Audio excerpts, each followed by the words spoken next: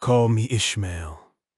Some years ago, never mind how long precisely, having little or no money in my purse, and nothing particular to interest me on shore, I thought I would sail about a little, and see the watery part of the world. It is a way I have of driving off the spleen, and regulating the circulation, whenever I find myself growing grim about the mouth, whenever it is a damp, drizzly November in my soul, whenever I find myself involuntarily pausing before coffin warehouses and bringing up the rear of every funeral I meet, and especially whenever my hypos get such an upper hand of me that it requires a strong moral principle to prevent me from deliberately stepping into the street and methodically knocking people's hats off, then I account it high time to get to sea as soon as I can. Is my substitute for pistol and ball. With a philosophical flourish, Cato throws himself on his sword. I quietly take to the ship. There's nothing surprising in this. If they but knew it, almost all men in their degree, some time or other, cherish very nearly the same feelings towards the ocean with me. Here now is your insular city of the Manhattoes, belted round by wharves as Indian Isles by coral reefs. Commerce surrounds it with her surf.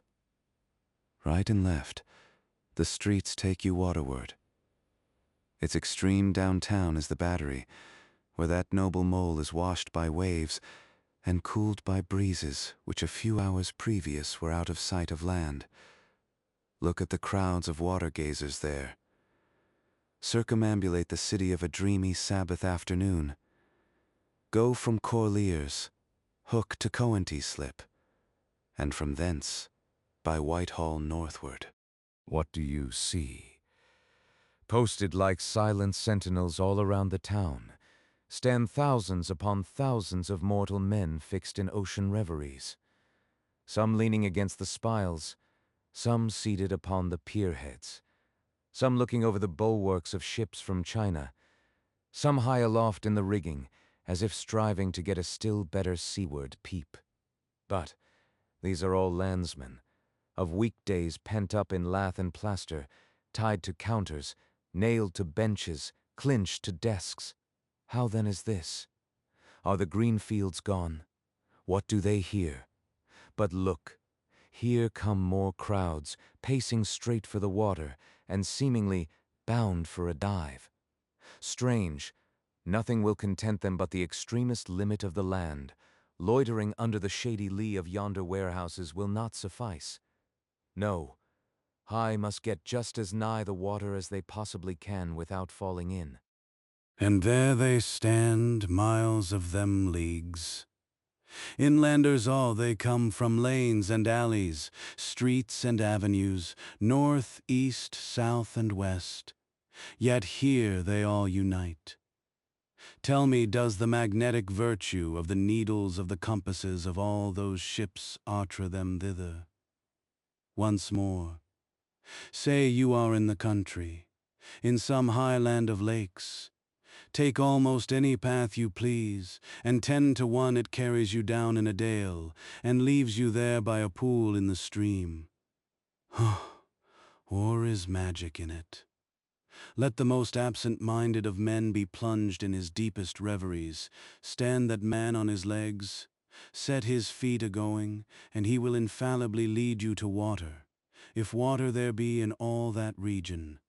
Should you ever be athirst in the great American desert, try this experiment, if your caravan happen to be supplied with a metaphysical professor. Yes, as everyone knows, meditation and water are wedded forever. But here he's an artist.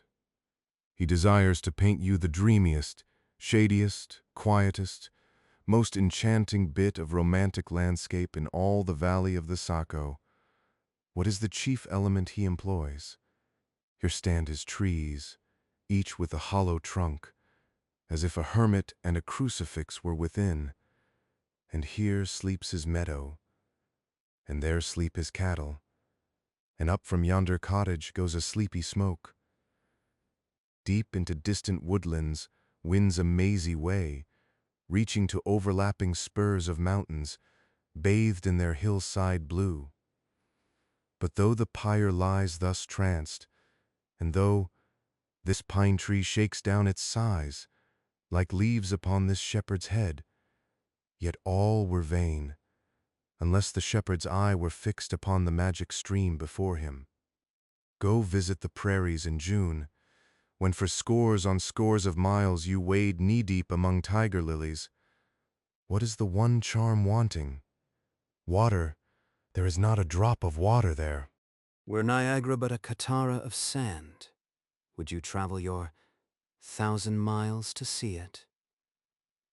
Why did the poor poet of Tennessee, upon suddenly receiving 2 handfuls of silver, deliberate whether to buy him a coat, which he sadly needed, or invest his money in a pedestrian trip to Rockaway Beach?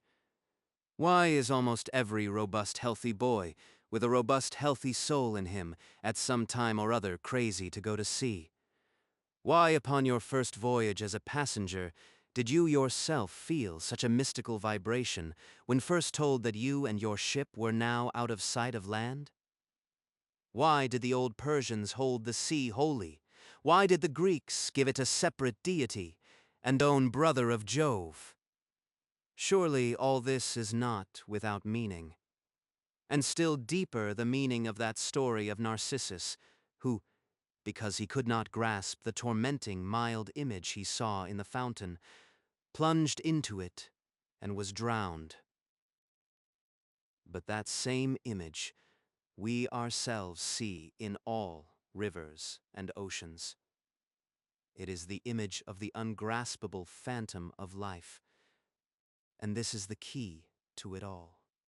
Now, when I say that I am in the habit of going to sea whenever I begin to grow hazy about the eyes and begin to be overconscious of my lungs, I do not mean to have it inferred that I ever go to sea as a passenger. For to go as a passenger you must needs have a purse, and a purse is but a rag unless you have something in it. Besides, passengers get seasick, grow quarrelsome, don't sleep of nights, do not enjoy themselves much as a general thing.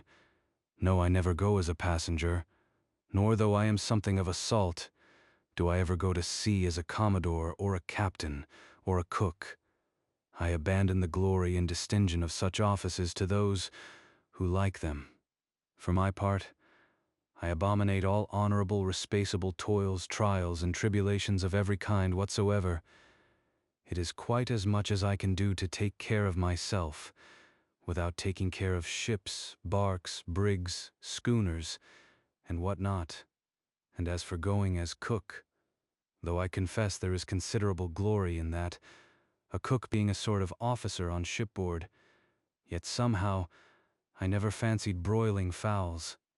Though once broiled, judiciously buttered, and judgmatically, salted and peppered, there is no one who will speak more respectfully, not to say reverentially, of a broiled fowl than I will. It is out of the idolatrous dotings of the old Egyptians upon broiled ibis and roasted river horse that you see the mummies of those creatures in their huge bakehouses, the pyramids. No, when I go to sea, I go as a simple sailor, right before the mast, plumb down into the forecastle, aloft there to the royal masthead. True, they rather order me about some, and make me jump from spar to spar like a grasshopper in a May meadow. And at first, this sort of thing is unpleasant enough. It touches one's sense of honor, particularly if you come of an old established family in the land, the Van Rensselaers, or Randolphs, or Hardicanutes. And more than all, if, just previous to putting your hand into the tar-pot, you have been lording it as a country schoolmaster, making the tallest boys stand in awe of you. Rio-Wehan transition is a keen one, I assure you, from the schoolmaster to a sailor, and requires a strong decoction of Seneca and the Stoics to enable you to grin and bear it. But even this wears off in time. What of it? If some old hunks of a sea captain orders me to get a broom and sweep down the decks, what does that indignity amount to, weighed, I mean, in the scales of the New Testament? Do you think the Archangel Gabriel thinks anything the less of me, because I promptly and respectfully obey that old hunks in that particular instance? Who ain't a slave? Tell me that. Well then, however, the old sea captains may order me about, however they may thump and punch me about, I have the satisfaction of knowing that it is all right, that everybody else is one way or other served in much the same way, either in a physical or metaphysical point of view, that is. And so the universal thump is passed round, and all hands should rub each other's shoulder blades, and be content. Again, I always go to sea as a sailor, because they make a point of paying me for my trouble, whereas they never pay passengers a single penny that I ever heard of. On the contrary, passengers themselves must pay, and there is all the difference in the world between paying and being paid. Copian of paying is perhaps the most uncomfortable inflation that the two orchard thieves entailed upon us. But being paid, what will compare with it? Copier obeni avidity, with which a man receives money, is really marvelous, considering that we so earnestly believe money to be the root of all earthly ills, and that on no account can a moneyed man enter heaven. Ah, how cheerfully we consign ourselves to perdition! Finally, I always go to sea as a sailor, because of the wholesome exercise and pure air of the forecastle deck. For as in this world, headwinds are far more prevalent than winds from astern. That is, if you never violate the Pythagorean maxim. So for the most part, the Commodore on the quarterdeck gets his atmosphere at second hand from the sailors on the forecastle.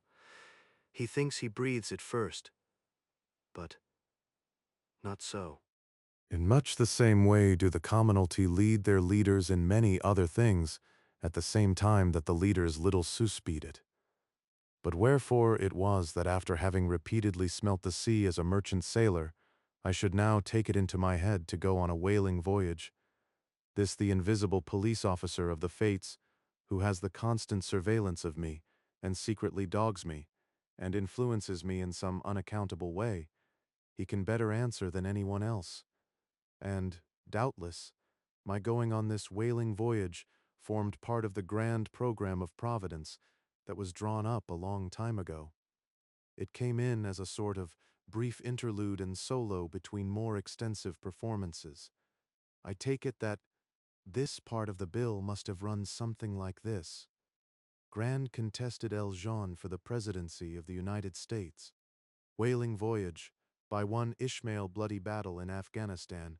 You, Unco, cannot tell why it was exagio, soothly that those stage managers, the fates, put me down for this shabby part of a whaling voyage, when others were set down for magnificent parts in high tragedies, and short and easy parts in genteel comedies, and jolly parts in farces, though I cannot tell why this was exactly.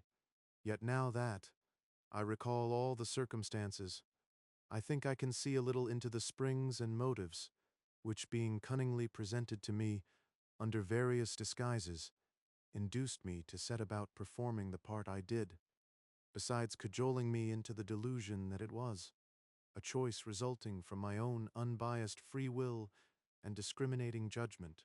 Chief among these motives was the overwhelming idea of the great whale himself. Such a portentous and mysterious monster roused all my curiosity, while the wild and distant seas where he rolled his island bulk, the undeliverable, nameless perils of the whale, these, with all the attending marvels of 1,000 Patagonian sights and sounds, helped to sway me to my wish. With other men, perhaps, such things would not have been inducements, but as for me, I am tormented with an everlasting itch for things remote. I love to sail forbidden seas and land on barbarous coasts. Not ignoring what is good, I am quick to perceive a horror, and could still be social with it, would they let me, since it is but well to be on friendly terms with all the inmates of the place one lodges in. By reason of these things, then, the whaling voyage was welcome. The great floodgates of the wonder world swung open, and in the wild conceits that swayed me to my purpose, two and two there floated into my inmost soul endless processions of the whale, and mid most of them all, one grand hooded phantom, like a snow hill in the air. End of chapter. To be continued. Please like, comment, and subscribe if you don't want to miss the next chapter.